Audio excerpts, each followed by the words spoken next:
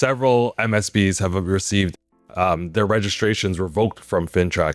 Maybe explain the process, because there was a lot of pushback, it seems, from the industry. Well, why were they allowed to register in the first place if they didn't meet certain requirements? So maybe explain the process of what an MSB has to do, and then explain why were these registrations revoked. Yeah, so I think I'll start with your last part first. So the why. Why were the registration revoked? And I think the answer is different. In some cases, it's they should not have been registered as an MSB based off of their activity. There could be reasons of, potential connections to criminal activity or structures and things like that as well.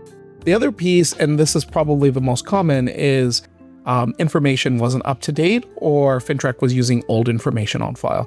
So was a request sent to an old email address that was updated, or that the MSB forgot to update. So hence the request got no one responded to, and as such, the MSB registration was revoked.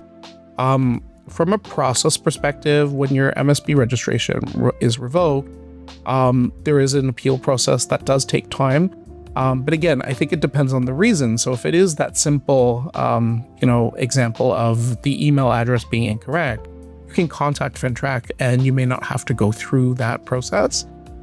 We've seen from our clients that example, and the what happens while they wait for reinstatement is not exactly always the same.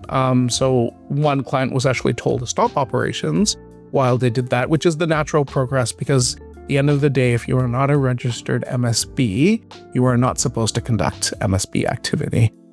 So depending on the path that you're taking, if you are reaching out to FINTRAC, I think that's an important piece or question to ask them is, can I continue with my business, or do I have to wait for it to be reinstated?